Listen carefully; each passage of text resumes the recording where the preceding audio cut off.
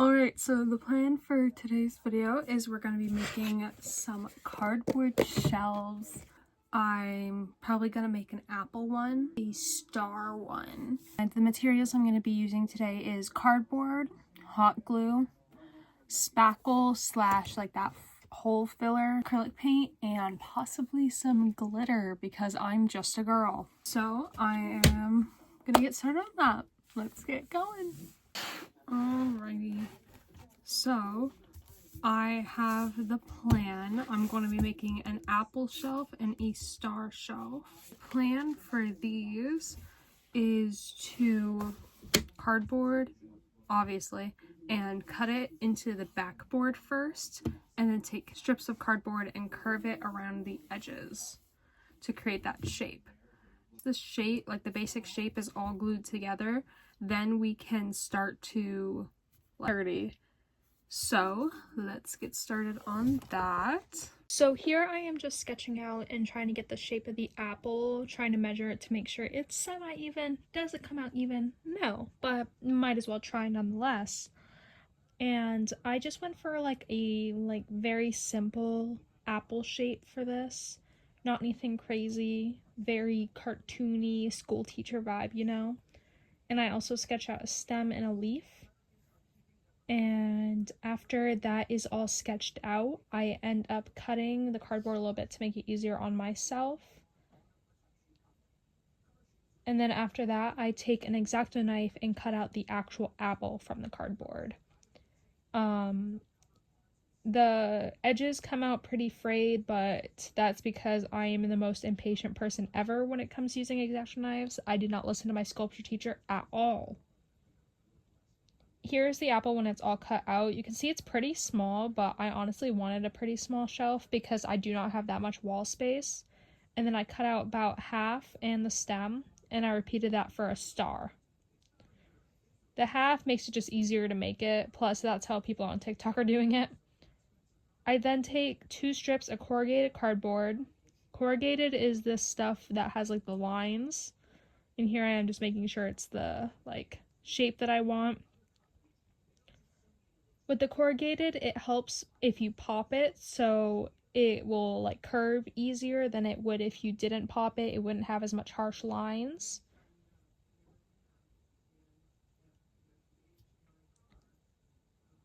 So since that is all now popped, I'm just going to take my hot glue gun and kind of glue it around the edges of the star.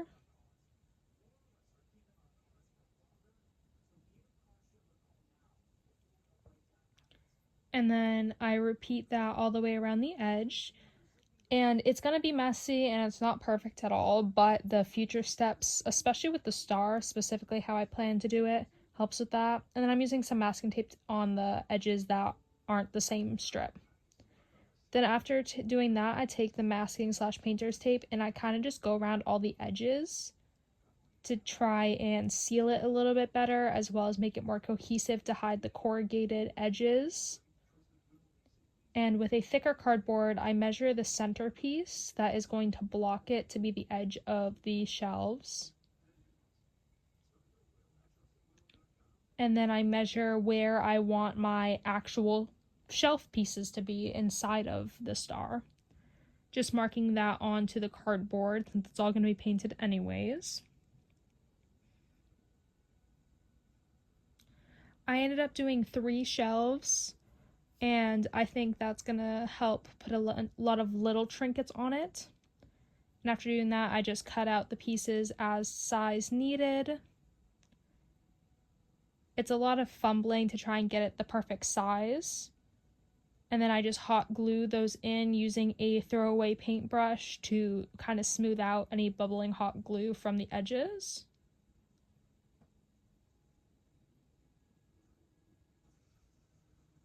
And then once that is all in there, I have the shelf side, and then I'm taking that half piece I created earlier and just gluing it right on top of that other side.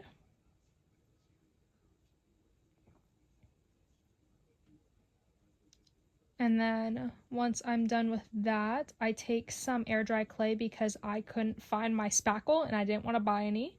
And I have 2 tubs of this air dry clay, so might as well use it. And I just go around and smooth it over the edges to create a nice, smooth, more cohesive surface. And it's a lot of fumbling. It took me like a good half hour to get it all over. I end up stop filming at some point so I can blast some music. And this is how it is with all the air dry clay. I didn't put it on the backboard nor on the very like bottom of the sides. But here is the apple once again. Back to that. And here is the apple in the cardboard stage. And the painter's tape stage. I decided I'm not going to do the air dry clay stage with that one, so I'm just going to move the apple right out of the way to continue with the star. And I take some air dry clay to make some spirals. And I just put those over and then kind of like smudge it into the air dry clay that is already on the star.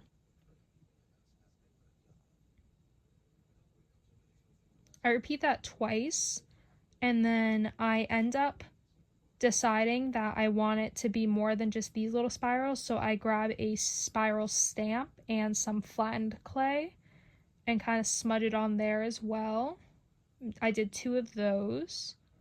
Once those are all smoothed out and cohesive with the rest of the surface, I carved some little stars, and that's how this turned out.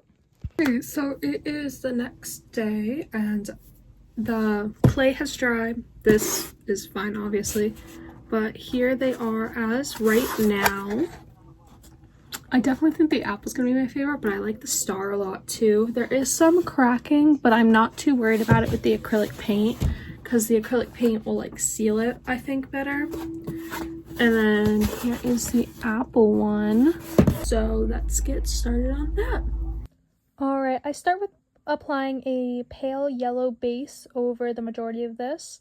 And for the paints, I'm going to be using apple barrel paints for almost all of this. And if I am using something else, I'll mention it. But I just go over the whole star with this pale yellow base. And I'm not too worried with it showing through, honestly. So it's not perfect on most places, and you'll see that when I get to the apple eventually as well. But I'm just applying a pretty even coat for the most part over a majority of the star of the pale daffodil color.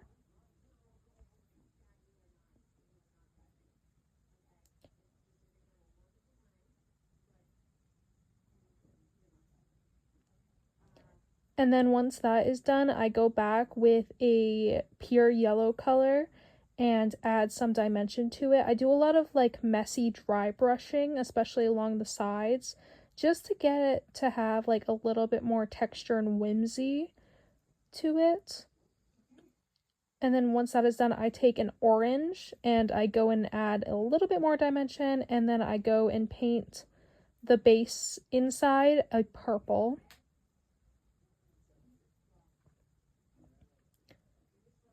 And I go back with the yellow to clean up those sides to like finish filling them in as yellow. Again, it's not perfect, but I like how it turns out overall, so I think that's alright.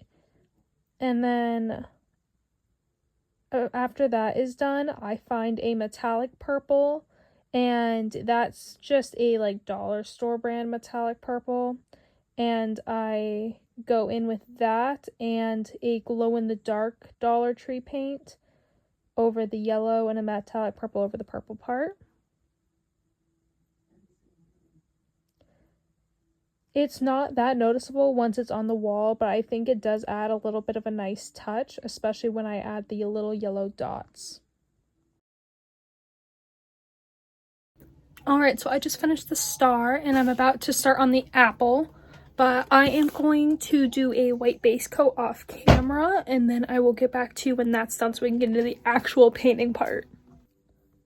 Again, for the apple, I'm just using apple barrel paint. This is just a pure red, and I'm going over and adding a layer of that over any parts of the apple that are going to be red.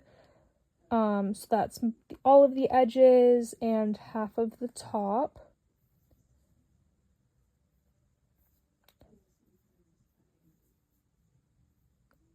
I end up having to do 2 coats of this red just because with the white base it didn't adhere as well, and that's what you see me doing here. And then I go and mix up like a more off-white color to go over any of the actual apple bits, and then I paint the seed and the stem as well as the leaf. And I also added a glitter Mod Podge coat, but I lost the fudge for that. And here are both of those. So now that the shelves are painted, I'm going to add fasteners to the back so that way we can hang them on the wall. And then I will show them being put up and me styling them. Okay, so I just fastened it with 2 little nails in the piece. And then on the other side, since the nail sticks through, I'm going to hot glue a little bead onto there to hide it. And then with the trinkets, it won't be that noticeable. But that is the plan for that. Okay, here's them with the beads. And let's hang them up.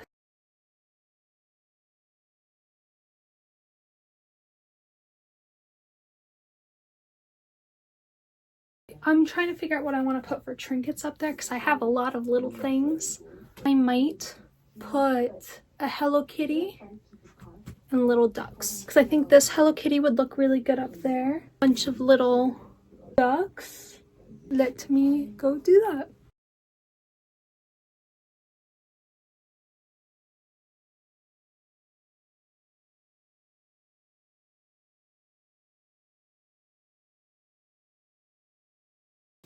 Okay, now it's time to go do the apple in my bedroom. Okay, so my plan for the apple is to hang it up there.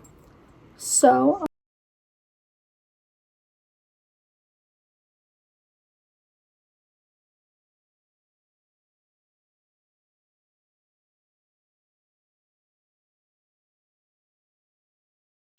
alright, I'm gonna go around my room and figure out what I want to put on trinkets, and I'll get back to you when I have those all prepared. Okay, I think I gathered up enough trinkets. I have 2 of these little apples. I have an LPS that I got from a blind box. I have a Bratz mini. And then I'm obviously not going to light this when it's up there, but I have a tea light candle.